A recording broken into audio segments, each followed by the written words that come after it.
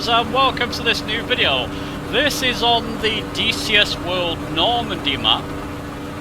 Is it worth the price? Now let me be completely transparent while I try and trim out my aircraft. It's veering to the right slightly. Seems to be a bit better. Completely transparent. I'm playing this, check the date of this video, it's during the 3 months trial of all DCS World products, so aircrafts and maps like this. You can play them free for a month, from April to May 2020. So I took advantage and I downloaded the Normandy map and the World War II assets map. Apparently it adds a couple of assets to this map as well. And it was a map I was looking to buy anyway, but let me not procrastinate, which will please at least a couple of viewers, judging from my DCS World Golf map video of the same sort of ilk. Is it worth the cost? Okay, I'm going to be straight with you. At $44, that's roughly, I don't know what, 35 to 40 pound, I would say no. At least for me, this is not worth the price. I'm going to go into my reasons why. I know a few people do like this map, and I'm going to cover that as well. There are good redeeming features about it.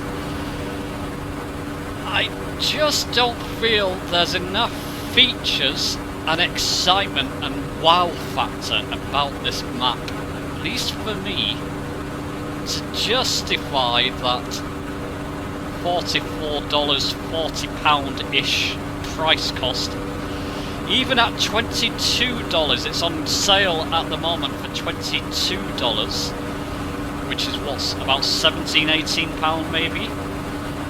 Still a bit too steep. If it was like £10 I would consider it. It's nice to have redeeming features. It's nice to have something different in DCS World, rather than the sort of deserts maps or the base map, which is valleys and mountains. But I've got to say, even the base map, if you go and download DCS World, regardless of what time of year it is, whether there's a free trial or not, you get a free, absolute, completely free map with it. That's an exciting map. Lots of valleys, lots of mountains, lots of features. Very nice features on that map.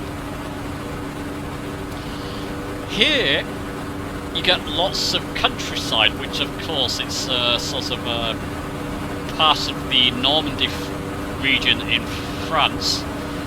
And some of England as well. Actually, England of nearby where I live. Let me show you that on the map feature. So there we're over the sort of French part of the map, and here you can fly over England as well. South England, I live near here in fact. Even with that, let's veer to the left now, let's just trim that. Even with that, it's not a great deal to see. There's lots of countryside, a few towns. Some towns are bigger than others. It's World War II era, so it's sort of dated to that era. And some coastal features as well. I've played it for the past couple of days. There's a couple of interesting sort of areas. Nothing like, I'll link my DCS World Golf map review when I said, was that worth the price? For me, that was worth £40. I paid about £40 for the golf map. It was worth every penny for me. It's one of my favourite maps, well, my favourite map in the game so far. It's an exciting map to explore. This, for me, isn't. Now, another redeeming feature of this, though, if you like World War II aircraft and flying this Spitfire, it's a perfect fit for the World War II aircraft. If you like multiplayer, and you want to set up a sort of Battle of Britain battle, so Germans against the English, this map would be ideal. You're flying over the sort of countryside areas, England, France, massive air battles going on. I can see that working. One of the biggest draws for me in DCS World is that I can load up a map, go and explore the area, work out how to fly the aircraft in the first place, and then going to explore some of the exciting maps you have in DCS World. Zooming in and out of buildings, flying down valleys, flying over mountains, flying over huge cities in the Gulf area. This has really none of it. I mean, the sort of rivers and lakes look quite nice. Some of the little towns do look quite nice as well, as do some of the coastal areas. But that's it. It just lacks that oomph, that excitement that I've come to rely on with DCS World. It's just not very inspiring. It's also quite a sizable download with the Normandy Map and assets. It's over 20 gigabyte on the hard drive, so keep that in mind. Once this free trial is over, even before then, I might just uninstall this, because it's not really a map I'll enjoy flying over. You see that, even those fields there, they don't look to me to be that convincing, and I should know I live roughly in this part of the world. It's similar on the English side as well, it all looks very similar. It just doesn't look that convincing. Flight Simulator X and the Orbix packages. So you buy an add-on package for Flight Simulator X, which is much older, tends to look more convincing than this.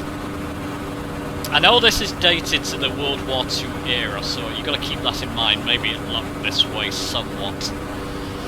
I don't know, it's just not for me. But I can see the appeal for those who love their World War II aircraft and battles. Yeah, setting up a couple of missions here might be quite interesting. There's just not enough draw for me.